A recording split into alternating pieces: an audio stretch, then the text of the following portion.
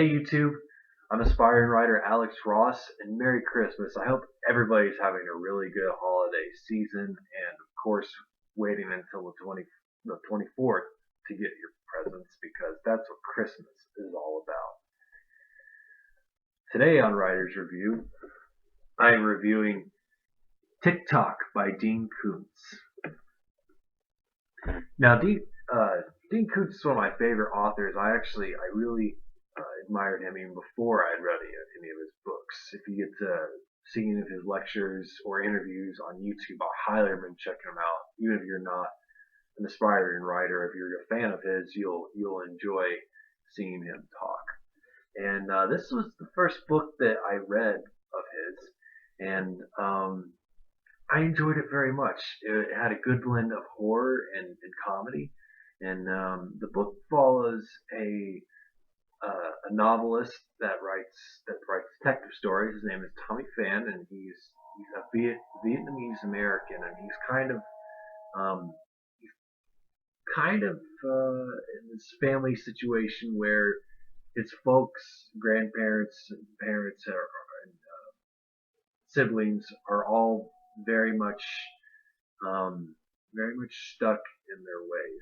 They want him to follow the typical Vietnamese traditions, but he wants to live more of the American life, and that causes some friction with his family, and that's kind of a subplot in the story. However, the main story covers him coming home one night, and he finds this doll on his front porch, and the doll has really no features. It's just got these button eyes and this really creepy smile. But it's very reminiscent of like a basic pin doll that Agent Voodoo Priest used to use to control people. So it kind of reminded me of one of those from the description in the book, and of course how it appears on the uh, on the cover. And he takes it into his house and kind of looks at it and sees that it's very creepy and unsettling. But he tucks it away into his desk drawer and kind of goes about his business. And later in the night, he finds out that this thing is actually alive. And not only alive, it leaves a message that says the deadline is dawn. And then the doll proceeds to try to kill him in his apartment. And it's a good blend of humor and horror. Like I said before, there's definitely a lot of tension in this scene, and once he leaves the house, he tries to get away from it, and the way he's kind of imagining where it is, because one, it's so tiny, and two, he's kind of on the run. He doesn't know where it could be. I mean, it could be right behind him. It could be watching him, or it could just still be at the house. You don't know.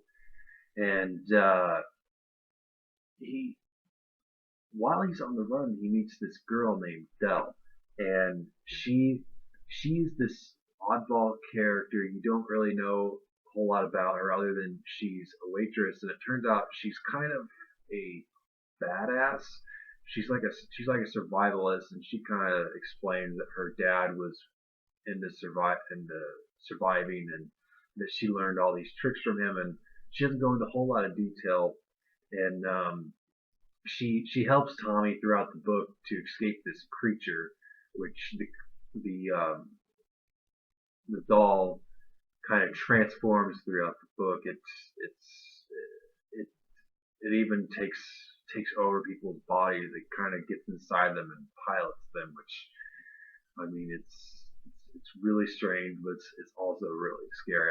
I like the way that Dean Koontz wrote this, and it's like there's even a part called the reader's acknowledgement where he kind of talks to the reader directly, and he said that he wrote this book after Dark Rivers of the Heart, which I haven't read yet, but according to him, it was a very tough chore for him, that it was a very dark book and took him to a dark place. And then he wrote Tock afterwards, and it was completely different. It was still horror, but there was a lot of comedy to it, and you can definitely see that he has fun with it.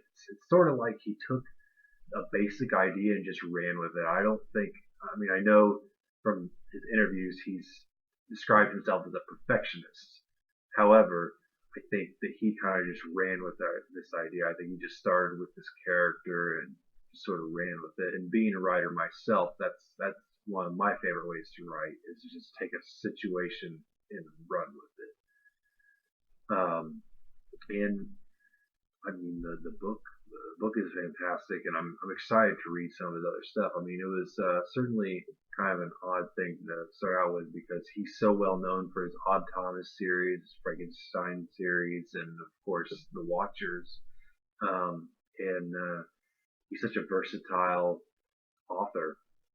I highly recommend it to anyone.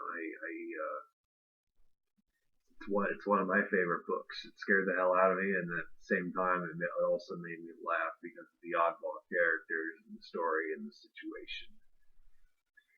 And anyway, I hope everybody has a really good Christmas and a really good holiday. Everybody stays safe. I feel like there's something else I'm forgetting about. Oh, that's right. I hope everybody's also seen the new Star Wars. Again, have a great Christmas. Have a happy New Year. May the Force be with you.